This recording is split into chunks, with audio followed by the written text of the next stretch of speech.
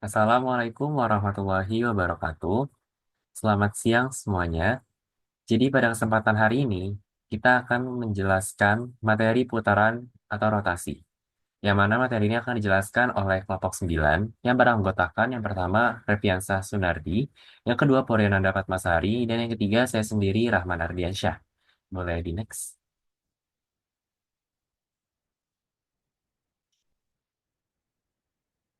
Berikut materi yang akan kami bahas. Yang pertama yaitu pengertian dan definisi putaran atau rotasi. Yang kedua, teorema-teorema sudut pada putaran. Ketiga, teorema putaran sebagai isometri. Yang keempat, rumus putaran. Dan yang kelima, terdapat beberapa latihan soal.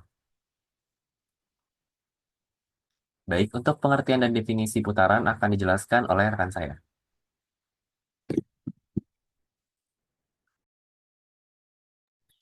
Baik, untuk pengertian putaran atau rotasi sendiri, putaran atau rotasi adalah suatu transformasi yang memindahkan titik dengan cara memutar titik tersebut sejauh sudut tertentu terhadap suatu titik sebagai pusat tertentu.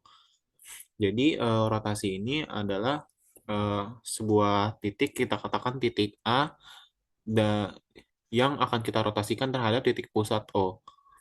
Maka sejauh theta akan hasil bayangannya adalah A aksen dengan koordinatnya itu adalah X aksen, Y aksen. Rotasi ini juga merupakan suatu pencerminan dari dua garis yang tidak saling sejajar dan tidak saling tegak lurus. Boleh di next. Ada definisi-definisi dari rotasi. Yang pertama, definisi 1.1. Definisi 1.1 ini mengatakan bahwa sebuah sudut berarah adalah suatu sudut yang satu kakinya sebagai sisi dan sebagai sisi awal dan kaki yang lainnya sebagai sisi akhir. Di sini diberikan contoh pada gambar 1.1 diberikan suatu segitiga ABC. Apabila kaki awalnya eh, adalah sinar dari BA dan kaki akhirnya adalah sinar BC, maka kita mendapatkan suatu sudut berarah ABC. Sementara itu, apabila jika kita menetapkan kaki awalnya itu dari sinar BC dan kaki akhirnya itu adalah sinar BA, maka kita mendapatkan sudut berarahnya adalah CBA yang dinotasikan sebagai lambang dari sudut itu seperti ini ya, seperti segitiga lancip CBA. Ini mengatakan bahwa jelas bahwa sudut dari ABC itu tidak sama dengan sudut CBA karena orientasinya atau arahnya itu adalah berbeda. Boleh di next. Selanjutnya ada definisi 1.2. Definisi 1.2 ini mengatakan bahwa misalkan jika diberikan sudut ABC dengan notasi M sudut ABC ditetapkan sebagai besar ukuran sudut berarah dari ABC. Dan M sudut CBA ditetapkan sebagai besar ukuran sudut berarah CBA. Jadi M ini merupakan notasi dari besarnya suatu sudut.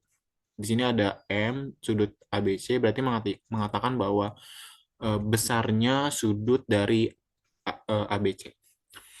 M ini bisa diekspresikan sebagai dua bentuk ya.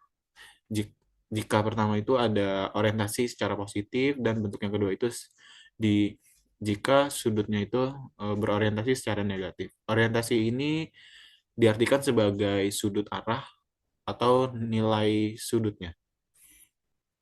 Boleh di next. Selanjutnya ada definisi 1.3. Misal diberikan dua garis yang berpotongan, misal itu adalah garis T dan U, dan tidak tegak lurus. Sudut antara T dan U ditetapkan sebagai sudut lancip yang dibentuk kedua garis tersebut. Di sini ada garis ya, garis T dan garis U. Em, karena di definisi 1.3 ini mengatakan bahwa sudut antara T dan U itu ditetapkan sebagai sudut lancip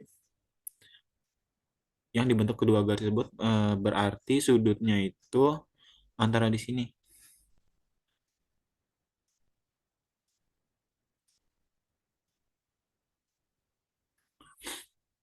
Saya bisa gambarkan sudut antara T dan U. di sini ya. Ini adalah sudut antara T dan O. Karena U dan S ini adalah tegak lurus, maka harusnya sudut T dan itu adalah bernilai 30 derajat. Dan ingat, untuk mengetahui sudut dari kedua garis, biasanya itu dicari dengan nilai sudut yang terkecil. Misal di sini kan ada T dan U, di sini kan orientasinya 30 derajat, tetapi kita juga bisa bilang bahwa mengukurnya seperti ini. Nah, tetapi tetap yang diambil itu yang terkecil, yaitu yang 30 derajat. Itu yang dimaksud dengan sudut.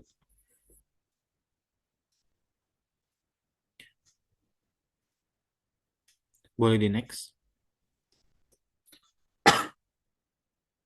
Selanjutnya ada definisi 1.4. Definisi dari 1.4 ini mengatakan bahwa misalkan diberikan dua garis L dan M yang berpotongan tidak tegak lurus di titik A dan P titik pada L, sedangkan B dan C titik-titik pada M. Sehingga A terletak antara B dan C. Apabila sudut PAB itu lancip, ditetapkan dari L ke M adalah sudut PAB. Apabila PAB tumpul, ditetapkan sudut dari L ke M adalah sudut PAC. Ini berhubungan sama definisi yang sebelumnya, karena sebuah sudut itu biasanya adalah dicari yang terkecil. Berarti sudut untuk yang gambar pertama ini, antara sudut L dan M itu harusnya adalah sudutnya yang ini, karena diambilnya yang terkecil. Ini kita katakan sebagai theta.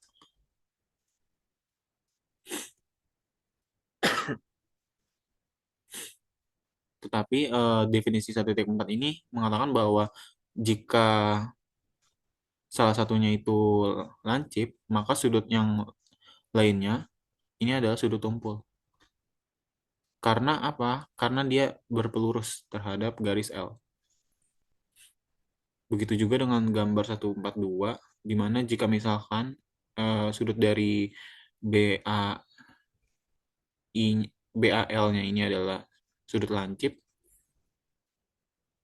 maka yang untuk sudut yang berpelurusnya itu adalah merupakan sudut tumpul. Boleh di next. Nah, selanjutnya ada definisi 1.5. Putaran terhadap P dengan sudut theta dengan lambang R, P theta, RP, theta adalah suatu pemetaan yang memenuhi. Yang pertama, RP theta dari A itu sama dengan A. Yang kedua, RP theta dari A itu sama dengan A aksen. Dengan PA aksen itu sama dengan PA. PA. Dengan M sudut A, PA aksen itu sama dengan theta.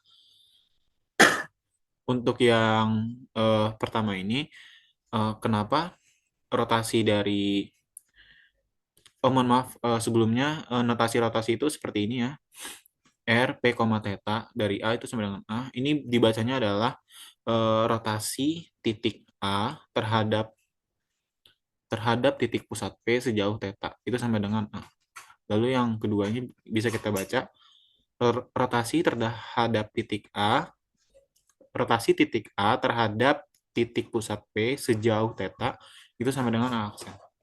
Untuk yang pertama, kenapa RP, theta dari A itu sama dengan A?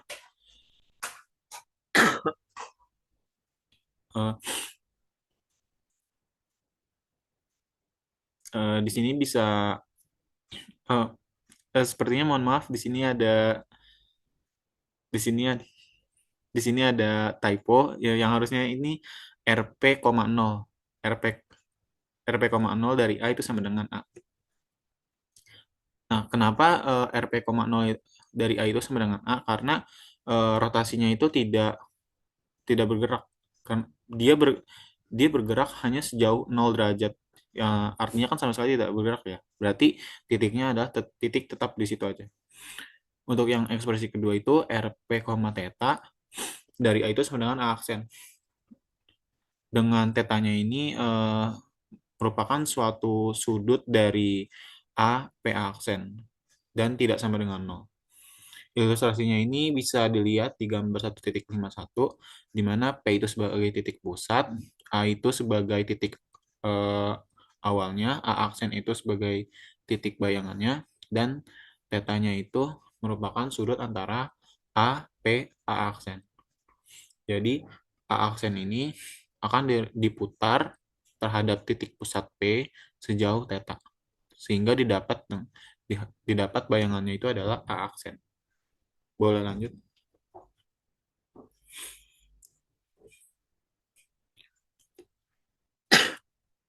Nah, untuk selanjutnya ini dalam gambar 1.52, titik P disebut sebagai pusat putaran dan theta disebut sudut putar. Sudut theta akan positif apabila arah putarnya berlawanan dengan arah jarum jam, dan sudut theta negatif apabila arah sudutnya searah dengan arah jarum jam. Hal ini mengakibatkan bahwa besarnya sudut rotasi harus terletak di antara negatif 180 dan 100 plus 180 derajat. Dengan ketentuan theta itu kurang dari 0, searah jarum jam.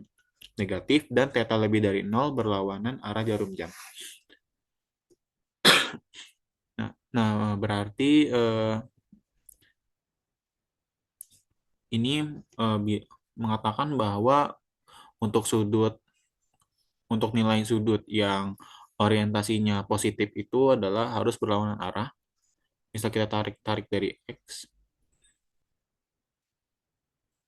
ini adalah sudut yang positif, dan jika searah jarum jam, orientasinya itu adalah negatif.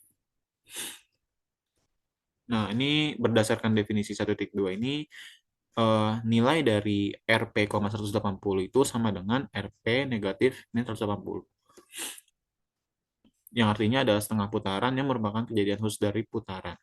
Misalnya seperti ini, kita kan tadi ambil dari sini X ya. Nah, kalau kita mau rotasikan terhadap titik O sebagai titik pusat, lalu kita rotasikan sebesar plus 180 derajat positif, maka berakhir di sini. Begitu juga jika kita memutar suatu titik di sumbu X positif ini dengan titik pusat O eh, se searah jarum jam, dia akan berakhir di sini. Jadi untuk definisi dari Rp, 180 ini dan sama dengan Rp min 180 itu sama, terbukti. Boleh dilanjut? Oke, di sini ada contoh soalnya, diberikan titik A, Q, dan P. Maka lukiskan untuk yang pertama A, rotasi P terhadap titik pusat A sejauh 60 derajat, dan B, rotasi dari titik Q terhadap titik pusat A sejauh min 60 derajat. Boleh di next. Nah, untuk penyelesaiannya itu pertama yang A ini kita buat suatu ruas garis, karena di sini variabel yang digunakan adalah A dan P, maka ruas garis itu kita nyatakan sebagai ruas garis AP. Lalu buat sudut PAB sama dengan 60 derajat. Lalu buat P aksen itu ada di ruas garis AB, sehingga AP aksen sama dengan AP. Jadi P aksen itu akan sama dengan rotasi P terhadap titik pusat A sejauh 60 derajat. Begitu juga dengan yang bagian B. Pertama kita buat ruas garis dulu, lalu kita namakan misalnya itu adalah AQ karena yang digunakan adalah variabel A dan Q. Lalu selanjutnya kita buat sudut QAC itu sama dengan min 60 derajat. Lalu yang ketiga kita buat Q aksennya itu berada di ruas garis AC, sehingga AQ aksen itu sama dengan AQ. Jadi Q aksen sama dengan rotasi dari Q terhadap titik pusat A sejauh min 60 derajat. Terbukti. Boleh di next.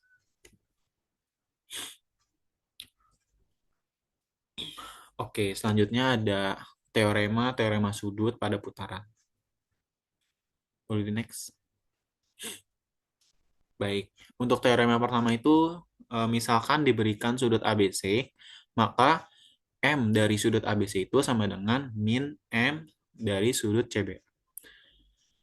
Untuk pembuktiannya di sini, karena orientasi ganda BAC ini bisa positif atau negatif, maka bisa kita tinjau. Apabila yang pertama, orientasi ganda BAC positif, akibatnya M sudut ABC sama dengan M sudut ABC. Jika orientasi ganda BAC positif, maka orientasi ganda BCA negatif. Akibatnya M sudut CBA itu sama dengan min M sudut ABC. Jadi M sudut ABC sama dengan min M sudut CBA. Boleh di next. Lalu untuk yang kedua masih sama orientasi sekarang kita gunakan orientasi ganda BAC yang negatif. Orientasi ganda BAC negatif akibatnya M sudut ABC sama dengan min M dari sudut ABC. Jika orientasi ganda BAC negatif, maka orientasi ganda BCA positif. Akibatnya, min M dari sudut CBA itu akan sama dengan M dari sudut ABC. Jadi, M sudut ABC sama dengan min M sudut CBA. Hal ini membuktikan bahwa teorema dari 2.1 tadi terbukti. Untuk yang kedua, teorema selanjutnya itu teorema 2.2, di mana teorema ini mengatakan bahwa misalkan diberikan dua garis S dan T yang berpotongan di titik A tidak tegak lurus.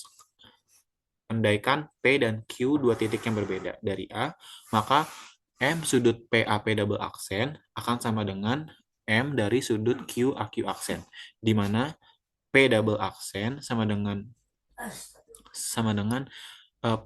pencerminan titik P terhadap titik S, dilanjutkan pencerminan terhadap garis T. Mohon maaf, ini harusnya garis S, lalu dicerminkan lagi terhadap garis T. Dan Q double aksen itu sama dengan Q titik Q yang dicerminkan terhadap garis S, lalu dicerminkan terhadap garis T. Untuk membuktikan ini, saya bagi menjadi beberapa kasus. Yang pertama itu, kasus yang pertama adalah jika P dan Q-nya itu ada di S. Yang kedua, jika P-nya itu ada di S, namun Q-nya itu tidak ada di S. Yang ketiga, P-nya itu ada di P-nya itu tidak ada di S, namun Q-nya itu ada di S. Yang keempat adalah P dan Q-nya itu sama-sama tidak ada di S. Boleh dilanjut? Untuk kasus yang saya pecah bagi-bagi tadi, untuk kasus dan 2 dan 3 itu kan sama ya.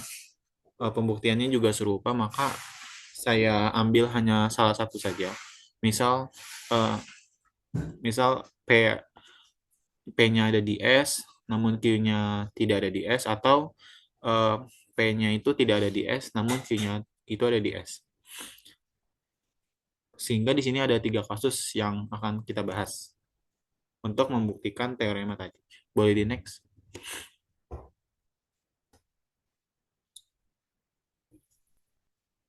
Oke, yang pertama itu untuk pembuktian kasus di mana P dan Q-nya itu ada di S. Untuk kasus P dan Q-nya ada di S. Misal di sini eh, ada sebuah titik A, di mana A ini terdapat terdapat di garis S, maka pencerminan saya cerminkan terhadap garis S dan garis T. Didapat eh, karena A-nya ini kan ada di garis S, maka pencerminan terhadap garis S itu sama aja kayak nilainya dia sendiri, yaitu A. Ini kan sama dengan M MT dari A itu sama dengan A. Ini saya namakan menjadi A double aksen. Jadi A double aksen itu sama dengan A. Karena MT dan MS ini masing-masing isometri dan A titik A, Q dan P juga kolinear, maka A double aksen, Q double aksen, P double aksen juga kolinear. Akibatnya M dari sudut PAP double aksen akan sama dengan M sudut QAQ double aksen.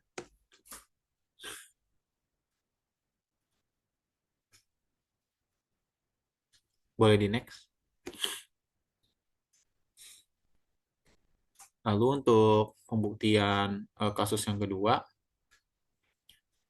di sini pembuktian kasusnya itu adalah saya pilih yang PI-nya itu tidak ada di S dan Q-nya itu ada di S. Di sini saya misalkan P aksen itu merupakan pencerminan P terhadap garis S, maka didapat M sudut PAQ-nya itu sama dengan M sudut QAP aksen.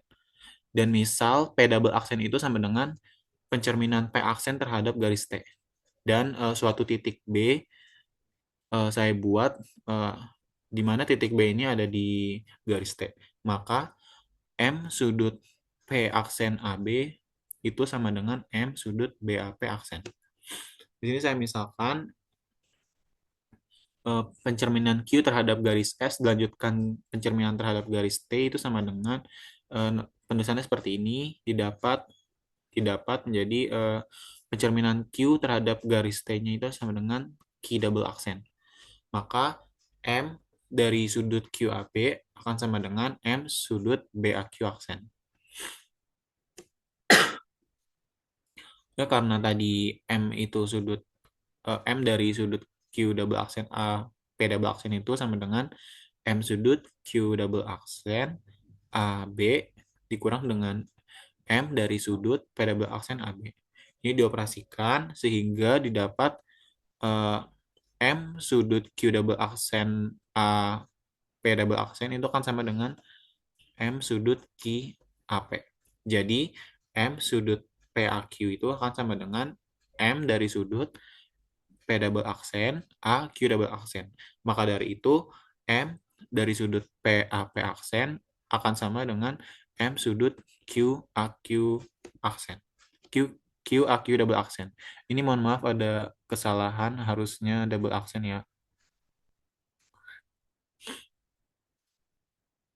Boleh di next.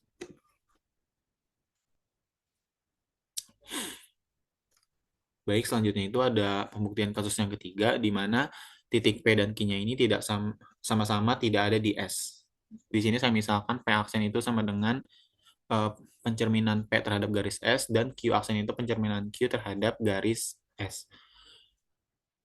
Di mana P aksen ini saya cerminkan lagi terhadap garis T, itu akan sama dengan P double aksen, saya tulis, dan Q aksen dan pencerminan Q aksen terhadap garis T itu saya tulis sebagai Q double aksen. Maka M dari sudut PAQ ini sama dengan M sudut BAQ dikurang dengan M sudut BAP. Dengan B-nya ini tidak ada di S. Di sini didapat bahwa M dari sudut PAQ sama dengan M sudut Q aksen AB dikurang dengan M sudut P aksen AB. Ini akan dioperasikan M sudut Q aksen AP aksen itu sama dengan M sudut CAP aksen dikurang dengan M dari sudut CAQ aksen, di mana C ini terdapat pada garis T. Sehingga didapat M dari sudut P double aksen AC dikurang dengan M sudut Q double aksen AC. Sehingga didapat M sudut P double aksen AQ double aksen. Jadi M dari sudut PAP double aksen itu akan sama dengan M sudut QAQ double aksen.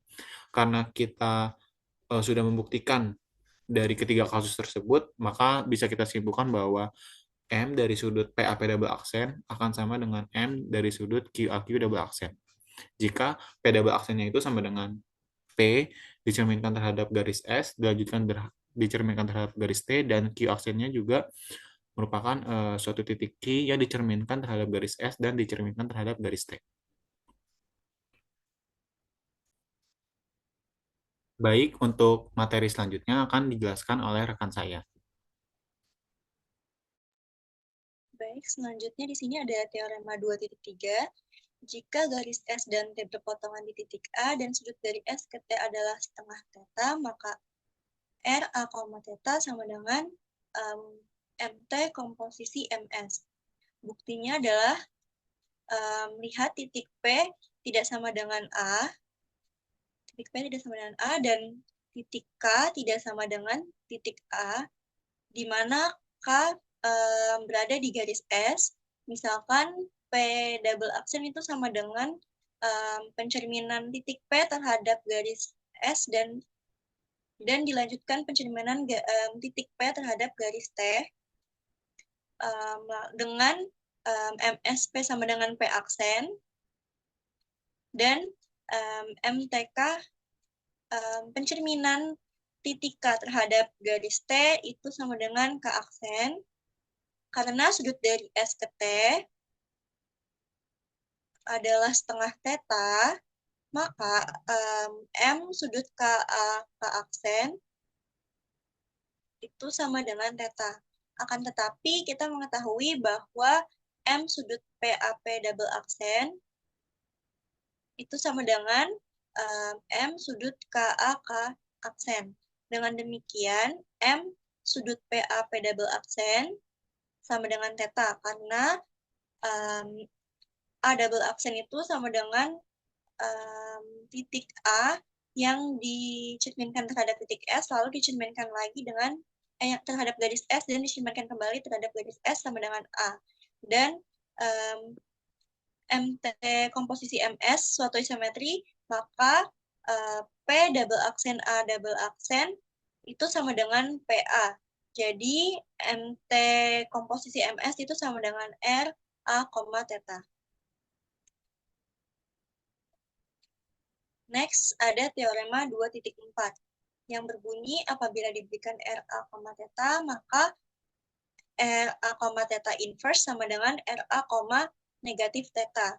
Buktinya adalah misalkan diambil garis S dan T pada V, sehingga T iris S sama dengan himpunan A dan sudut dari S ke T adalah setengah theta. Maka berdasarkan teorema 2.3 sebelumnya didapatkan bahwa RA, theta sama dengan MT komposisi MS. Dan sudut dari T ke S adalah setengah theta. Karena RA, theta inverse sama dengan MT komposisi MS inverse sama dengan MT inverse komposisi MS inverse sama dengan MT komposisi MS sama dengan RA, negatif theta. Sebab himpunan A itu sama dengan S iris T, dan sudut dari T ke S adalah setengah theta.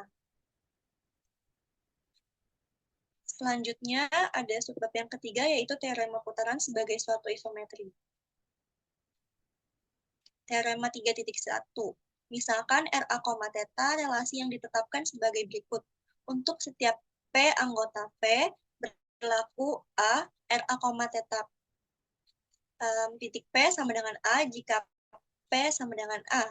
Dan B, rotasi dari titik P terhadap A, theta sama dengan P aksen, sehingga M sudut PA, P aksen sama dengan theta, dan AP aksen sama dengan AP jika P tidak sama dengan A. Maka relasi rotasi A, theta merupakan suatu transformasi. Buktinya yang pertama akan ditunjukkan bahwa RA, theta dari titik P fungsi dari V ke V. Misalkan diambil sebarang titik di V berdasarkan poin A yang sebelumnya, P mempunyai peta yang tunggal, yaitu A anggota V jika P sama dengan A. Berdasarkan poin B yang sebelumnya, P mempunyai peta yang tunggal, P aksen anggota V jika P tidak sama dengan A. Jadi, RA, theta fungsi dari V ke V. Yang kedua akan ditunjukkan bahwa RA, theta adalah injektif.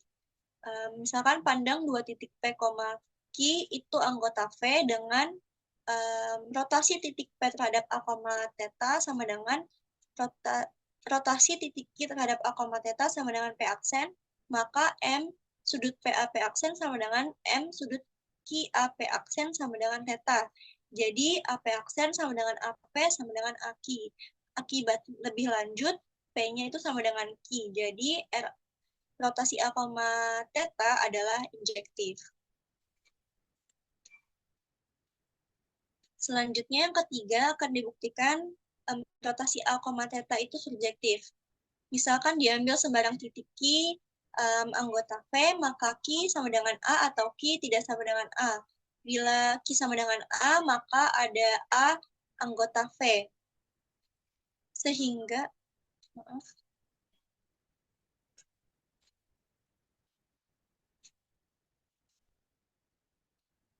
Oke, lanjut. Sehingga titik A yang dirotasikan terhadap A, theta itu sama dengan Q sama dengan A. Bila Q-nya tidak sama dengan A, maka ada sinar aki. Berdasarkan postulat konstruksi sudut, ada sinar sehingga M sudut QAR sama dengan negatif theta. Berdasarkan postulat penggaris, ada P anggota A sinar AR sehingga AP sama dengan AQ. Dari uraian ini dapat disimpulkan bahwa titik P yang dirotasikan terhadap A, theta sama dengan Q. Jadi ada P anggota V sehingga titik P yang dirotasikan terhadap A, theta sama dengan Q. Untuk sembarang Q tidak sama dengan A, artinya rotasi A, theta itu surjektif. Nah, karena RA, theta itu yang pertama adalah relasi dari V ke V, lalu fungsi, injektif, dan subjektif, maka rotasi A, theta merupakan suatu transformasi.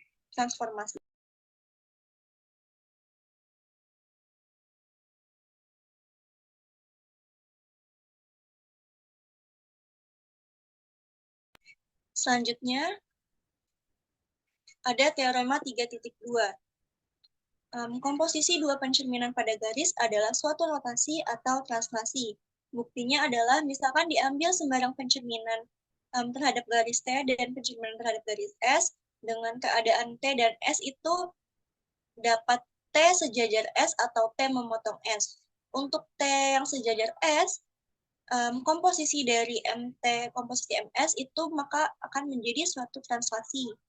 Tetapi untuk T yang memotong S, komposisi dari MT dan MS itu akan menjadi suatu rotasi.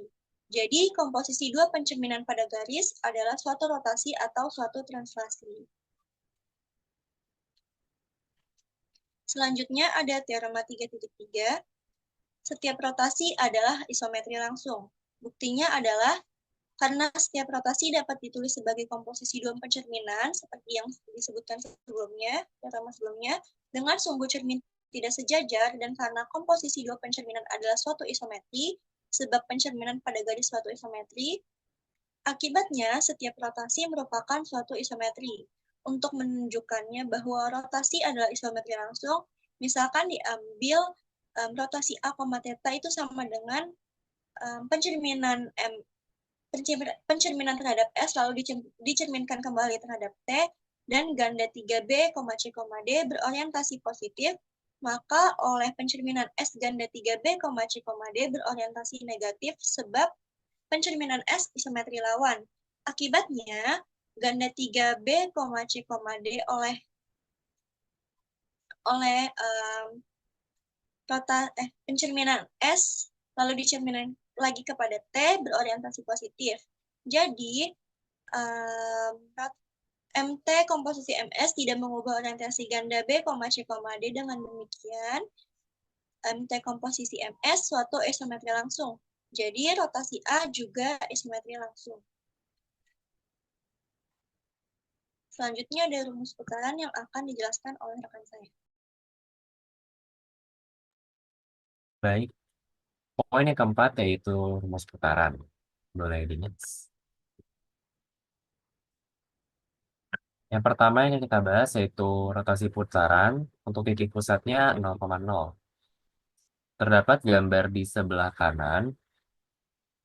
Untuk cos alfa itu kan samping per miring ya. Nah, untuk sampingnya itu kita menggunakan sumbu X dan miringnya itu garis R. Sehingga didapat X sama dengan R cos alfa. Kemudian untuk sin alfa itu depan per miring, yaitu sumbu Y per R. Maka didapat Y-nya ini sama dengan R sin alfa. Kemudian untuk cos alfa plus beta, ini kan dia udah maka yang sejauh ini. Maka kita gunakan X-nya ini adalah X aksennya ini, per R-nya itu tetap R. Maka didapat X aksen sama dengan R cos alfa plus beta. Selanjutnya untuk sin alfa plus beta itu sama juga. Kita gunakan Y-nya Y aksen. Maka untuk Y aksennya didapat R sin alfa plus beta. Nah, kemudian untuk X aksennya R cos alpha plus beta kita gunakan identitas trigonometri, yaitu didapat R cos alpha cos beta dikurang R sin alpha sin beta. Maka diperoleh X sama dengan X cos beta dikurang Y sin beta. Selanjutnya untuk Y aksen sama dengan R sin alpha plus beta, kita gunakan juga identitas trigonometri, yaitu didapat R sin alpha cos beta ditambah R cos alpha sin beta, sama dengan Y cos beta plus X sin beta. Sehingga kita dapat tuliskan ke dalam bentuk matriks, yaitu R alpha, beta sama dengan X aksen, Y aksen sama dengan cos beta min sin beta cos beta dikali X, Y. Boleh di next. Selanjutnya untuk pusat M, N. Terdapat gambar di samping ini. Untuk cos alpha itu kita gunakan X dikurangi M per R. Sehingga didapat X min M sama dengan R cos alpha. Kemudian untuk sin alpha itu Y min N, yaitu Y min N per R. R-nya itu R ini, sisi miringnya. Maka Y min N sama dengan R sin alpha. Selanjutnya untuk cos alpha plus beta, yaitu kita memakai X aksen yang sampai di sini, kemudian dikurangi garis M-nya. Maka dibagi R, maka X aksen min M sama dengan R cos alpha plus beta. Kemudian untuk sin alpha plus beta sama dengan Y aksen dikurangi M per R, maka Y aksen min N sama dengan R sin alpha plus beta. Kemudian kita peroleh X aksen min M sama dengan R cos alpha plus beta. Kita gunakan identitas trigonometri kembali, yaitu didapat R cos alpha cos beta dikurang R sin alpha sin beta. Sama dengan X min M cos beta dikurang Y min N sin beta. Kemudian Y aksen min N sama dengan R sin alpha plus beta sama dengan R sin alpha cos beta ditambah R cos alpha sin beta. Sama dengan Y min N cos beta ditambah X min M sin beta. Sehingga kita dapat tulis dalam bentuk matriks R alpha, beta sama dengan X min M, Y aksen, X aksen min M, Y aksen min M sama dengan cos alpha min sin alpha cos alpha dikali X min M, Y min N. Kemudian untuk M dan N-nya ini kita pindah ruaskan ke sebelah kanan, maka didapat cos alpha, X aksen, Y aksen sama dengan cos alpha min sin alpha. Cos theta min sin theta, maaf, sin theta cos theta, dikali X min M, Y min N, ditambah M min M. MN. Boleh di next.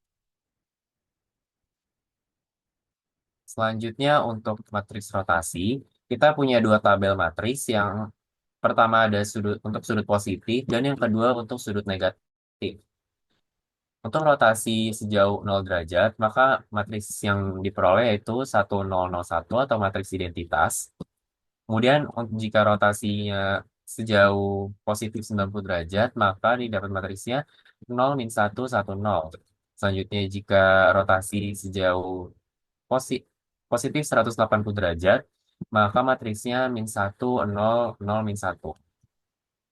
Kemudian untuk rotasi sejauh positif 270 derajat, maka matriksnya 0, 1, min 1, 0. Kemudian untuk tabel matriks sudut negatif, itu jika rotasinya sejauh 0 derajat, itu matriksnya 1, 0, 0, 1. Kemudian jika rotasi sejauh negatif 90 derajat, itu matriksnya 0, 1, min 1, 0. Kemudian untuk rotasi sejauh negatif 180 derajat, itu matriksnya min 1, 0, 0, min 1. Dan yang terakhir yaitu rotasinya sejauh negatif 270 derajat, yaitu matriksnya 0, min 1, 1, 0. Perlu dicatat bahwa jika rotasinya itu berlawanan arah jarum jam, maka nilai sudutnya itu positif. Dan jika searah jarum jam, maka sudutnya itu negatif. Kemudian juga jika sin negatif theta, maka itu sama dengan min sin theta. Jika cos negatif theta itu sama dengan cos theta. Boleh di guys. Selanjutnya yaitu komposisi rotasi. Yang pertama itu komposisi rotasi terhadap titik pusat 0,0. Eh, jika titik AXY dirotasikan terhadap titik pusat 0,0 sejauh alfa, maka diperoleh A aksen, X aksen, Y aksen. Kemudian dirotasikan kembali eh, terhadap titik pusat 0,0 sejauh beta, maka didapat A double aksen, titik A double aksen, X double aksen, Y double aksen. Untuk rumusnya itu X double aksen, Y double aksen sama dengan cos alfa plus beta min sin alfa plus beta sin alfa plus beta cos alfa plus beta dikali XY. Kenapa ini eh, alfa plus beta? Karena dia dua kali rotasi dan pusatnya itu sama, jadi kita bisa langsung tambahkan A plus beta ini. Selanjutnya, jika komposisi rotasinya terhadap titik pusat P, Q. Jika titik A, X, Y dirotasikan terhadap titik pusat P sejauh alfa, maka didapat hasil rotasinya itu yang pertama A aksen, titiknya X aksen, Y aksen, kemudian dirotasikan kembali terhadap titik pusat P sejauh beta, maka didapat ada titik A double aksen, X double aksen, Y double aksen. Untuk rumusnya itu X double aksen, Y double aksen sama dengan cos alpha plus beta min sin alpha plus beta sin alpha plus beta cos alpha plus beta dikali X min P, Y min Q ditambah PQ. Untuk rumusnya ini sama saja seperti rumus rotasi sebelumnya, cuma untuk sudutnya ini ditambahkan A alpha plus beta. Boleh di next. Selanjutnya, untuk contoh soal, diketahui bayangan titik P, yaitu 2,3. Maaf. Untuk soalnya yaitu kita mencari bayangan titik P 2,3 yang dirotasikan terhadap titik pusat 0,0 sebesar 180 derajat adalah eh, dijawab untuk XY sama dengan 2,3 dan rotasinya dengan pusat titik asal sebesar 180 derajat. Maka kita masukkan rumus yang tadi yaitu pusat 0,0, maaf, pusat 0,0 itu kita bisa gunakan rumus ini, tapi A sama B-nya kita ganti 0,0 sehingga didapat X ini 2 negatif 3. Untuk sudutnya ini kita masukkan 180 derajat, maka didapat X aksen Y aksen sama dengan untuk cos 180 derajat itu sendiri negatif 1. Kemudian untuk sin 108 negatif sin 180 derajat itu 0 dan sin 180 derajat itu sama juga nilainya 0 dan cos 180 derajat itu negatif 1. Kemudian dikalikan dengan titiknya tadi yaitu 2,3. Maka didapat X aksennya aksen sama dengan min 2,3. Jadi untuk koordinat bayangan titik P tadi adalah P aksen negatif 2,3. Boleh di next. Untuk contoh soal selanjutnya, yaitu titik A negatif 4,1 dirotasikan oleh R1 terhadap titik 0,0 sebesar 90 derajat, kemudian dilanjutkan rotasi oleh R2 yaitu terhadap titik 0,0 sebesar 180 derajat. Maka hasil rotasinya adalah ini merupakan contoh soal dari komposisi rotasi dengan pusat 0,0. Maaf.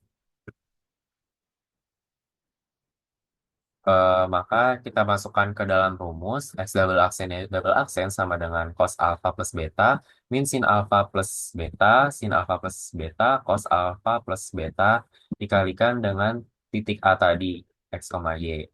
Kemudian kita masukkan alfa plus betanya, kemudian kita jumlah, maka didapat X double aksen Y double aksen sama dengan cos 270 derajat, min sin 270 derajat, sin 270 derajat, cos 270 derajat dikalikan negatif 4,1. Kemudian nilai dari eh, cos 270 derajat itu sendiri yaitu 0.